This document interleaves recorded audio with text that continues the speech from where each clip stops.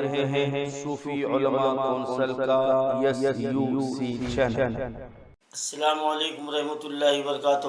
معزز ناظرین کرام، الحمدللہ 2022 کے حجاج کرام کے قافلے روانہ ہو رہے ہیں اور تقریباً حجاج کرام یہاں سے روانہ ہو چکے ہیں اور کچھ باقی ہے، اور ریاستی حج کمیٹی کے جانب سے جو کچھ بھی انتظامات کیے گئے ہیں، ہر مسلمان اس بات سے مطمئن تھا کہ ہماری ریاستی حج کمیٹی حاجیوں کے تعلق سے عازمین حج کے لیے بہتر سے بہتر جو دعوے کیے جا رہے تھے انتظامات کرنے کے، لیکن عملی طور پر دیکھنے میں آیا ہے کہ وہ انتظامات خاطر خواہ نہیں کیے گئے اور عازمین حج کو کئی تکالیف کا سامنا کرنا پڑا۔ اور یہ بھی دیکھنے میں آیا ہے کہ کسی منسٹر کے آنے پر مقررہ وقت سے 4 گھنٹے پہلے عازمین کے قافلے کو یہاں سے ایئرپورٹ روانہ کر دیا گیا اور وہ قریب 8 تا 9 گھنٹے وہ انتظار کر لیتے رہے، اور پھر ایک قافلہ ایسا بھی گزرا کہ رات 9 ساڑھے 9 بجے قافلہ یہاں سے نکلا اور دوسرے دن صبح میں 8-9 بجے جو نا ان کا فلائٹ تھا۔ تو یہ ایسے تکالیف ہے جو عازمین حج برداشت کیے ہیں، اور حالت احرام میں 8 گھنٹے 12 گھنٹے ایئرپورٹ پر انتظار کر لیتے بیٹھنا، اس کا اندازہ ہر کوئی لگایا جا سکتا ہے۔ ریاستی حج کمیٹی سے ایسی توقعات نہیں تھی، لیکن یہ کام ہو رہا ہے جو باعث مذمت ہے۔ جب اس تعلق سے آل انڈیا صوفی علماء کونسل کو لوگوں نے فون کیا کہ حج ہاؤس میں ایسے حالات پیدا ہو رہے ہیں، تو میں نے سینٹر حج کمیٹی کے وائس پریزیڈنٹ منوری بیگم صاحبہ سے راست طور پر فون پر بات کی اور ان سے تکالیف کا جو نا میں نے اظہار کیا، تو انہوں نے بروقت اقدام کرنے کا وعدہ کیا اور پھر کچھ حد تک انتظامات میں تبدیلی آئی ہے۔ لیکن یہاں پر یہ بات قابل غور ہے کہ یہ معاملہ صرف یہاں ہمارے ملک کی حد تک محدود نہیں رہا، بلکہ جب عازمین حج مکہ مکرمہ پہنچے تو وہاں پر بھی ان کو تکالیف کا سامنا کرنا پڑا۔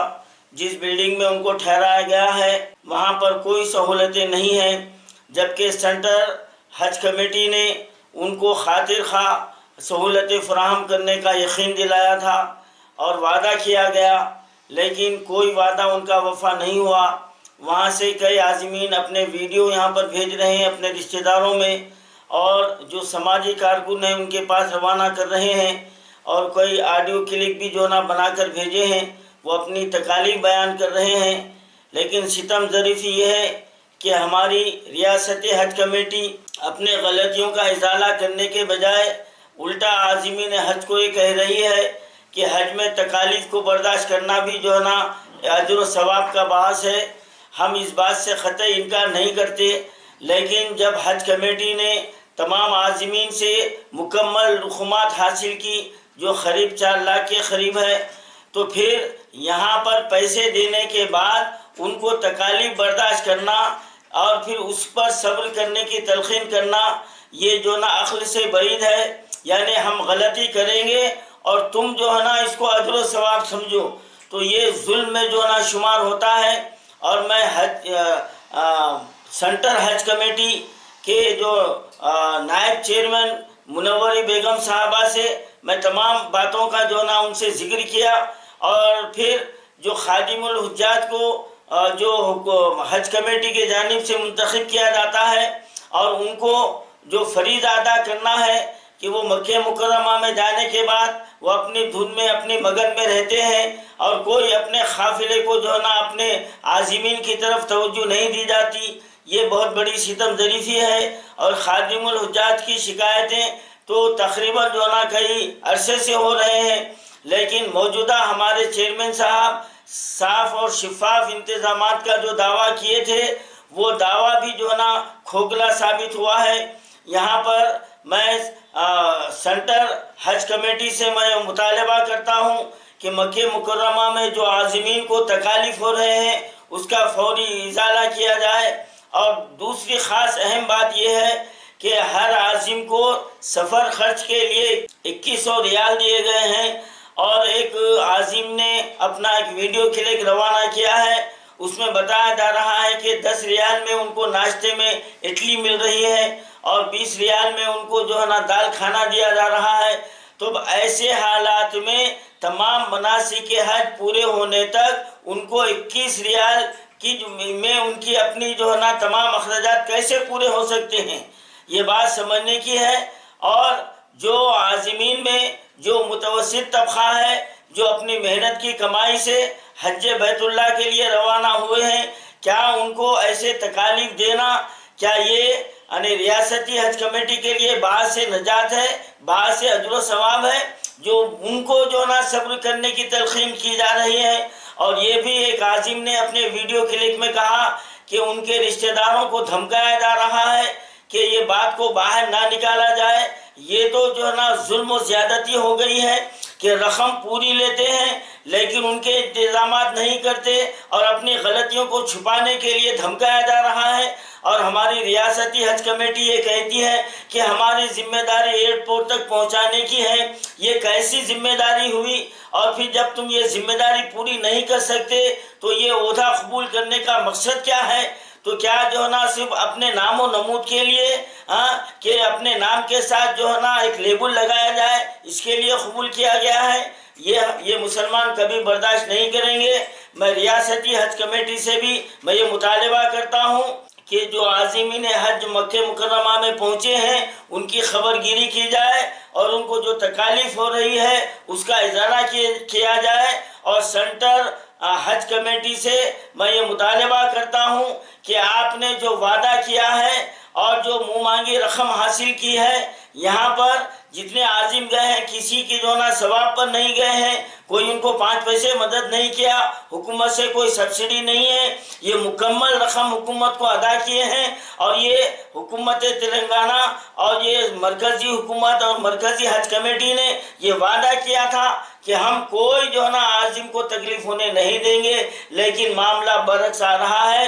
कहीं ऐसा ना हो कि हमारे आज़मीन हज की तकालीफ आपके लिए एक वबाल जान बन जाए और वो ऐसे मुक़द्दस मुकाम पर आपके लिए जो हाथ उठाएंगे तो उसका नतीजा क्या होगा वो समझ सकते हैं। ये बात हर जो है ना रियासती हज कमेटी हो या सेंटर हज कमेटी हो, उनको ये समझ लेना चाहिए कि आप मावेजा मुकम्मल लेते हैं और उनको वहाँ पर तकालीफ के लिए छोड़ दिया जाता है। ये बात काबिल मजम्मत है। मैं रियासती और मरकज़ी हज कमेटियों से मैं ये मुतालबा करता हूँ कि फौरी तौर पर जो आज़मीन हज के लिए जो तकालीफ हो रही है उनका जो है ना इजाला किया जाए, उनको सहूलतें पहुँचाया जाए। मैं नाजरीन के पास हमारे एक आज़िम का ऑडियो क्लिप आपके सामने डाल रहा हूँ, उनकी तकालीफ को आप अपने कानों से सुनिए और उन पर जो गुजर रहा है वो आप सुनिए और उसके बाद फिर हमारे जो इंतज़ामिया के ताल्लुक़ से आप हाथ उठाकर जो दुआ करना चाहते हैं वो दुआ कीजिए। अस्सलामु अलैकुम, मैं सैयद अहमद हुसैन, मेरा गवर्न नंबर TSF 1559-0। मैं हैदराबाद हफीज़ पेट का मुकामी हूँ। मैं इस साल हज 2022 को आया था। हमारे शिकायतें यहाँ पर बहुत है, अनगिनत शिकायतें हैं। कुछ लोगों ने बोल रहे कि हज चुके, हज का नाम सब्र है। बोल रहे बिल्कुल हज का नाम सब्र है, मगर दौरान हज अगर हमको तकलीफ़ कुछ न आ गई तो हम इसके लिए सब्र कर लेंगे और अगर हमारे जान में चली गई तो हम इसको देने के लिए तैयार है। अगर हमको उम्रे में कुछ तकलीफ़ हुई, तवाफ़ में कुछ तकलीफ़ हुई, सवा मरवा में कुछ तकलीफ़ हुई, अरफात के दिन या मीना मुज़दलिफ़ा या मदीने में कुछ हमको तकलीफ़ हुई तो हम बेशक उसके लिए हम क्या भी हमको तकलीफ़ हुई हम तैयार है। मगर हमको यहाँ पर तकलीफ़ें इसके अलावा जो हम पैसे दिए, खाली नहीं बोल रहे, हम लोग पैसे दिए 3,90,4,000 बगैर कुर्बानी के हम लोग दिए। ये पैसों से हमको सहूलतें देते बोल के बोले हज कमेटी ऑफ इंडिया। पहली सहूलत तो हमको प्लेन की जो सीट रहती वो अपनी हैदराबाद की RTC से एकदम ख़राब है। हमको वहीं हमारा वादा तोड़ दिए, वहीं हमारे पैसे ख़राब कर दिए। इसके बाद हमको सिम का प्रॉब्लम है, सिम में बहुत प्रॉब्लम था। हमारे 180 रियाल सिमों में चले गए, 81 1 रियाल ट्रेन का चल रहा है। इसके अलावा हमको वॉशिंग मशीन की सहूलत देते बोले मनवरी madam vice chairman of India, फिर भी उन्होंने भी नहीं दी है। 10 ریال ایک جوڑے کو لگ رہے. اس کے بعد ہاؤس کیپنگ ہے, اس کے بعد باتھ روم ہے. میں جب حرم میں طواف کر کے آؤں گا, آ کے پھر میں گھر کا میرا باتھ روم میرے کو دھونا پڑ رہا, پھر میرے کو پانی نہا کے پھر نیا کپڑا پہننا پڑ رہا, پھر نیا کپڑا میں پہنوں گا تو پھر 10 ریال میرے لگیں گے. پھر یہ کیا سہولت ہے یہ بولیے آپ لوگ تکلیف یہ نہیں ہوتی. تکلیف اگر میرے کو مینا کے دن, اگر مینا کی دھوپ, عرفات کی دھوپ میرے کو کھا لی تو میں تکلیف خوشی خوشی برداشت کروں. یہ تو میرے کو ناجائز تکلیف, میرا پیسہ لے کے میرے کو تکلیف دے رہے. ایسے لوگ کتنے کی ہے بولنے والے, مگر بولنے نہیں دے رہے, ان کے گھروں پہ گھس کے ان کو ڈرا دے رہے. اگر ہم بولے تو بول رہے کہ ہم سلیم صاحب کے دشمن ہیں. ہم کسی کے دشمن نہیں ہیں, ہم تو سب کے مہمان ہیں, ہم اللہ کے مہمان ہیں. اللہ کے واسطے آئے, اللہ کے صبر کی وجہ سے آئے ہم یہاں پر.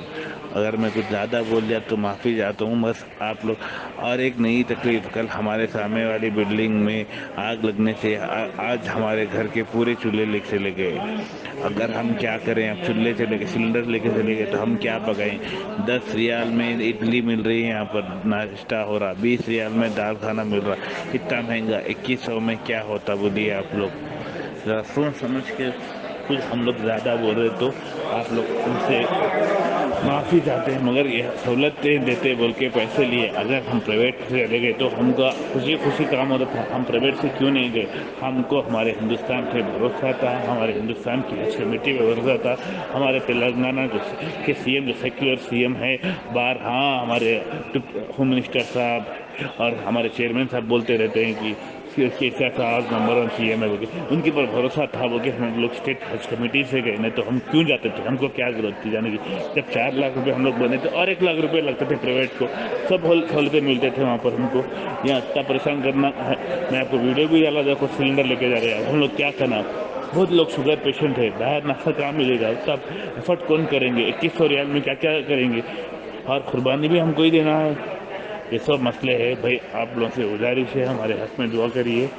ٹھیک ہے, خدا حافظ. غریب مستحق مریضوں کے لیے ہر اتوار کو صبح 7 بجے تا 12 بجے جوڑوں کا درد, قبض, گیسز اور بواسیر کے مریضوں کے لیے فری دوائیں دی جا رہی ہے. اور جن لڑکیوں کے بال گر رہے ہو اور جن کو چمجو کی شکایت ہو, اس کی بھی دوا بالکل فری دی جاتی ہے. Madani herbal medical centre 9 number Kishan Bagh, Hyderabad.